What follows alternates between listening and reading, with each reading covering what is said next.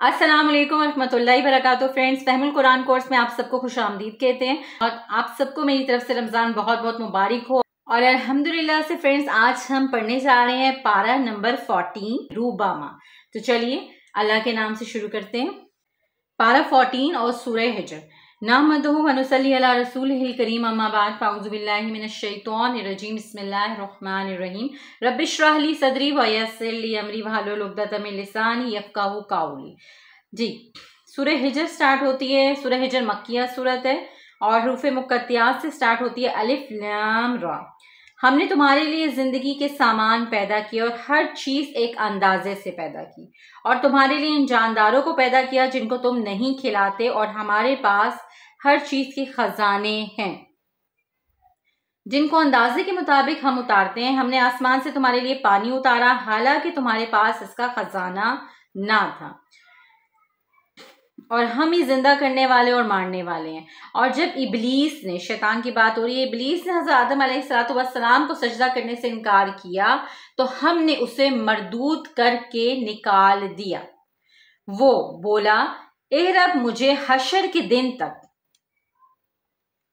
ए रब मेरे मुझे हशर के दिन तक ढील दे। फरमाया कि तुझे मोहलत है वक्त मुकर्रर तक। तो उसने कहा, मैं इन बंदों को गुमराह करूंगा सवाए तेरे चुने हुए मुखलिस बंदों के। अल्लाह ने कहा, जिसने तेरी पैरवी की इसके लिए दोज़ख का वादा है जिसके 7 दरवाजे हैं, और परहेजगारों के लिए बागात और चश्मे होंगे। ना वहाँ इनको कोई तकलीफ पहुंचेगी और ना वहां से निकाले जाएंगे। और खुशखबरी दे दे मेरे बंदों को, मैं असल बख्शने वाला मेहरबान हूँ, और ये भी कि मेरा अजाब ही दर्दनाक अजाब है। और इससे पहले हम कई बस्तियां हलाक कर चुके हैं। इसी तरह हिजर वालों ने अपने पैगम्बरों को झुटलाया। सूरह हिजर जो है ये भी एक कौम थी, इनके बारे में बताया जा रहा है कि हिजर वालों ने भी अपने पैगम्बरों को झुटलाया था, और वो पहाड़ों में पत्थरों को तराश कर घर बनाया करते थे। फिर सुबह के वक्त एक चिंगार ने इन्हें आ पकड़ा, और हमने आपको 7 आयात पढ़ने के लिए दी। अब ये जो 7 आयात है, इससे क्या मुराद है?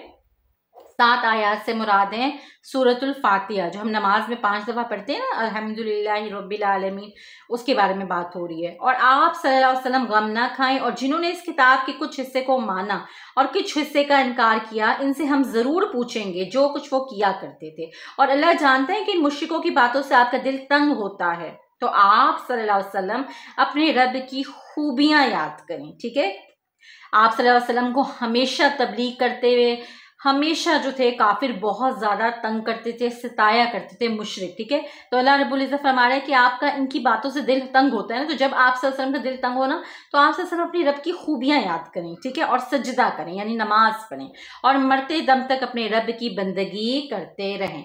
अगली जी हमारी सूरह स्टार्ट होती है जी सूरतुल हिजर के बाद। जो हमारी नेक्स्ट सूरह है वो है सूरह नमल, नहीं है, सूरह नहल है। ठीक है, नहल जी कहते हैं शहद की मक्खी को, हनी बी को। ठीक है, बिस्मिल्लाहिर्रहमानिर्रहीम। सूरह नहल जो है वो मक्की सूरत है, हुज़ूर पाक सल्लल्लाहु अलैहि वसल्लम पे मक्का में नाज़िल हुई थी।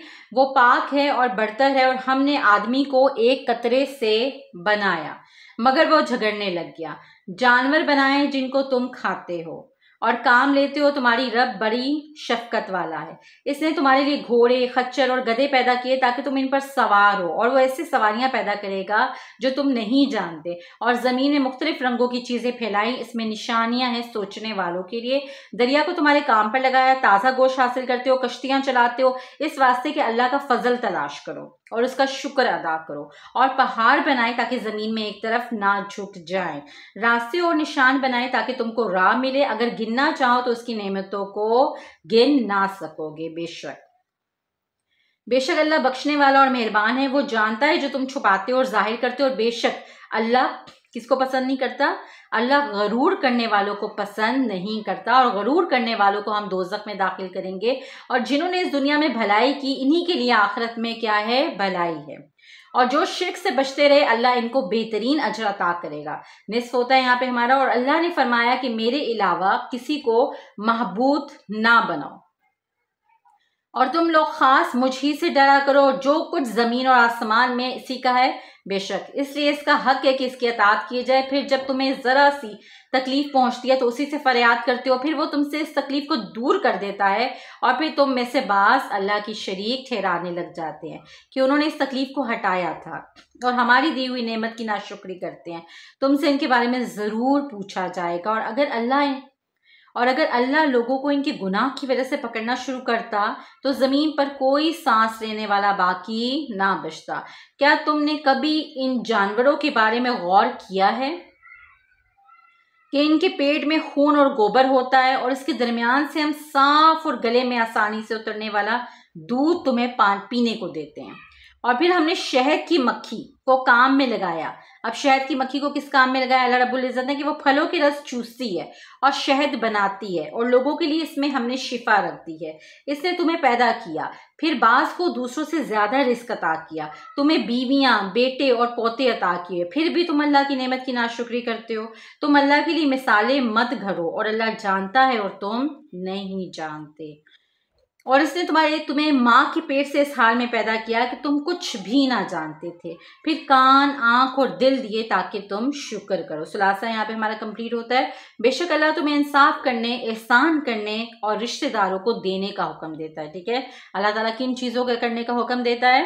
سورۃ النحل میں آیا اللہ تمہیں انصاف کرنے، احسان کرنے اور رشتہ داروں کو دینے کا حکم دیتا ہے، کھلی اور پوشیدہ برائی سے بچنے اور ظلم کرنے سے منع کرتا ہے۔ اللہ سے کیے گئے وعدوں کو پورا کرو، اور جب قسم کھاؤ تو پھر اسے مت توڑو، اور اللہ جانتا ہے جو تم کرتے ہو، جو کچھ تمہارے پاس دنیا میں ہے ختم ہو جائے گا، اور کچھ اللہ کے پاس ہے، اور جو کچھ اللہ کے پاس ہے وہ ہمیشہ رہے گا، اور جو لوگ صبر کریں گے ہم انہیں ان کے اچھے کاموں کا بدلہ ضرور دیں گے۔ اور جب آپ صلی اللہ علیہ وسلم قرآن پڑھنا چاہیں تو اللہ کی پناہ مانگ لیا کریں۔ اٹس مین کہ قرآن پڑھنے سے پہلے اعوذ باللہ من الشیطان جو ہے وہ ضرور پڑھنی چاہیے۔ ٹھیک ہے، یقیناً اس کا زور ان پر نہیں چلتا۔ کس کا؟ شیطان کا زور ان پر نہیں چلتا جو اللہ پر ایمان لائے اور اسی پر بھروسہ کرتے ہیں، اور اس کا زور تو صرف انہی لوگوں پر چلتا ہے جو اس سے تعلق رکھتے ہیں اور شرک کرتے ہیں۔ پھر اللہ ایک بستی والوں کا حال بیان کرتا ہے کہ وہ بڑے امن اور اطمینان سے رہتے تھے، انہیں کھانے پینے کی چیزیں بڑی فراغت سے ملتی تھی، مگر جب انہوں نے اللہ کی نعمتوں کی بے قدری کی تو اللہ نے ان کو قحط اور خوف کا مزہ چھکایا۔ پھر ان کے پاس ایک رسول ہدایت کی دعوت لے کر آیا، انہوں نے اس کو بھی جھٹلایا، اور جب بالکل ہی انہوں نے ظلم پہ کمر باندھ لی تو عذاب نے انہیں آ پکڑا۔ اللہ نے تمہیں جو حلال اور پاک رزق دیا ہے اسے کھاؤ اور اس کی نعمت کا شکر کرو اگر اسی کی عبادت کرتے ہو۔ اور اللہ نے تم پر خون، خنزیر کا گوشت اور جس چیز کو اللہ کے علاوہ کسی اور کے نامزد کیا گیا ہو حرام کر دیا ہے۔ تمام امت کا اجماع ہے کہ ذبح کے وقت اگر جانور پر اللہ کے علاوہ کسی اور کا نام لیا جائے تو وہ حرام ہو جاتا ہے، مگر جو بھوک سے بے حال ہو جائے اور حد سے گزرنے والا نہ ہو تو اللہ بخشنے والا اور نہایت مہربان ہے۔ اور جن لوگوں نے جہالت سے کوئی برا کام کیا پھر توبہ کر لی اور آئندہ کے لیے اپنے آپ کو ٹھیک کر لیا تو اللہ توبہ قبول کرنے والا اور نہایت رحم کرنے والا ہے۔ آپ لوگوں کو علم کی باتوں اور اچھی نصیحتوں کے ذریعے اللہ کی طرف بلائیں۔ اگر کوئی بحث کرے تو اچھے طریقے سے بحث کریں، اور آپ کا رب اچھی طرح جانتا ہے کون گمراہ ہے اور کون ہدایت پر ہے۔ اگر کسی سے بدلہ لینا ہو تو اتنا ہی بدلہ لو جتنا اس نے تمہیں دکھ دیا، اور اگر صبر کرو تو یہ تمہارے حق میں بہت بہتر ہے۔ اور صبر کرنا اللہ ہی کی توفیق سے، اور جو کچھ آپ کے خلاف یہ تدبیریں کر رہے ہیں آپ صلی اللہ علیہ وسلم اس سے تنگ دل نہ ہو، اللہ ہمیشہ پرہیزگاروں اور نیک کردار لوگوں کے ساتھ ہوتا ہے۔ یہیں سے ہمارا پارہ 14 جو ہے الحمدللہ سے ختم ہوتا ہے۔